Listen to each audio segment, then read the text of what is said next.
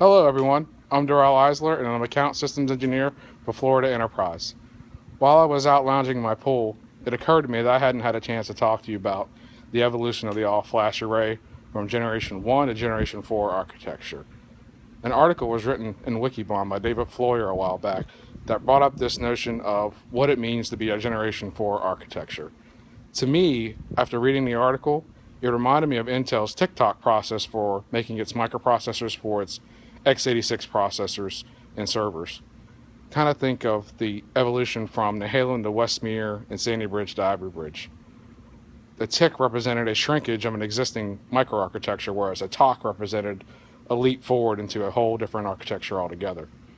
Generation 1, as it starts out, is kind of the storage array that's served the market for quite some time now.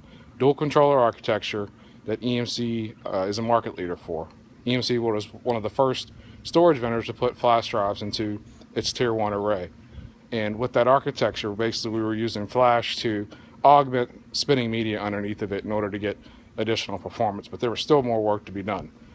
Then came our first tick, in my opinion, to Generation 2 architecture with companies like Nimble and Tintry, which really brought simplification to storage provisioning and management with their arrays, but really didn't revolutionize in terms of what we see today with Gen 4 architectures, because they were still limited to dual controllers. After that, we got our first talk, which brought a lot of excitement to the industry with companies like Pure and Violin that had all flash arrays that were designed with flash in mind. The challenge with those arrays, though, are that they're still active-passive with two controllers and still hadn't had a chance to fully embrace the power of flash. Now, you would think that going from Gen 2 to Gen 3, that was a talk. Gen 3 to Gen 4, that should be a tick, but we at EMC ain't got time for that. So EMC went out and acquired phenomenal technology in Extreme IO, and now we get our first Gen 4 architecture for an all-flash array. And what is a Gen 4 architecture for an all-flash array? You have scale-out, multiple storage controllers. You have always-on inline data services such as duplication and compression. You have in-memory snaps.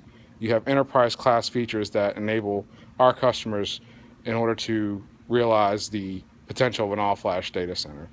So it's with that differentiation in a Gen 4 architecture that Extreme IO really brings to the market something that is unique and unparalleled. So with that, I am now Gen 4 certified, and I'd like to challenge the rest of the Florida Enterprise SCs to get Gen 4 certified as well. Have a good day.